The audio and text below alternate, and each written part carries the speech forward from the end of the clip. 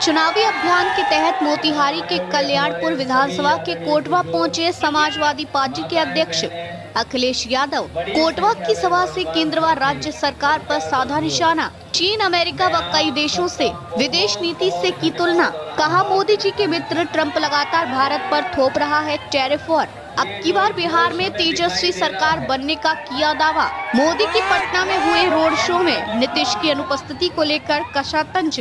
कहा, बिना दूल्हे की निकली थी बारात। बिहार में चुनाव की सरगर्मी तेज हो गई है, या यूं कहें कि परवान पर आ गई है। बिहार व केंद्र के नेताओं के बाद अब बिहार में दूसरे राज्य के राजनेता भी धुआंधार प्रचार में जुट गए हैं। इसी कड़ी में आज मोतिहारी के कल्याणपुर के कोटवा में समाजवादी पार्टी के राष्ट्रीय अध्यक्ष सह उत्तर प्रदेश के पूर्व मुख्यमंत्री अखिलेश यादव ने राजद के प्रत्याशी सह यहाँ के पूर्व विधायक मनोज यादव के पक्ष में एक बड़ी सभा को संबोधित किया।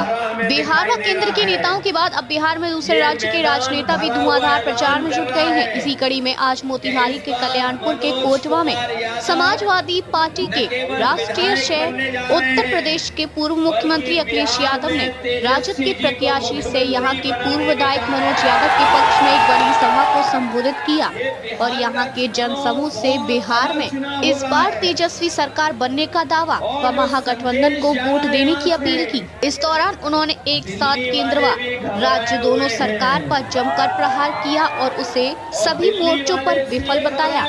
उन्होंने कहा कि मोदी जी की कल के पटना के रोड शो में बिना दूल्हे की बारात निकली थी।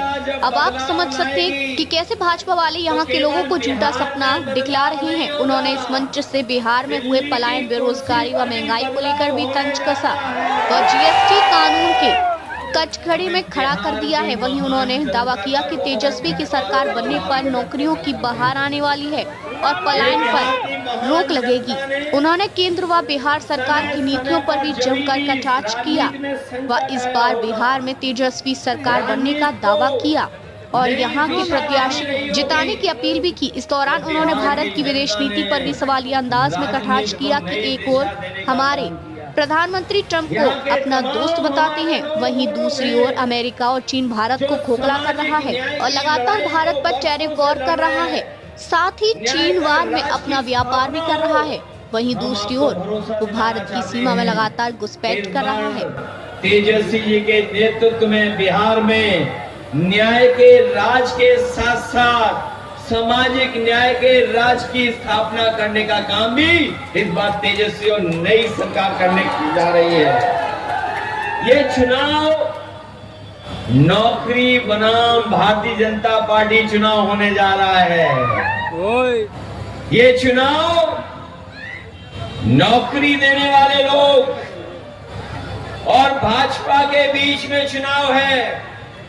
ये जो भाजपा का हिसाब किताब है, ये केवल 20 साल का हिसाब किताब नहीं मांगना है। 20 साल तो बिहार के और 10 साल दिल्ली के, तो बताओ कितने साल का हिसाब किताब है। जो लोग कह रहे हैं पलायन हुआ है, बताओ पलायन का जिम्मेदार कौन है? 30 साल सरकार चलाने वाले लोग हैं पलायन के जिम्मेदार क्या नहीं है जिम्मेदार? बीजेपी का पलायन होने जा रहा है बिहार से। बीजेपी का पलायन होगा यहाँ से। हम और आप लोग अखबार पढ़ते होंगे कि इधर भारतीय जनता पार्टी के लोग जीएसटी का उत्सव मना रहे हैं।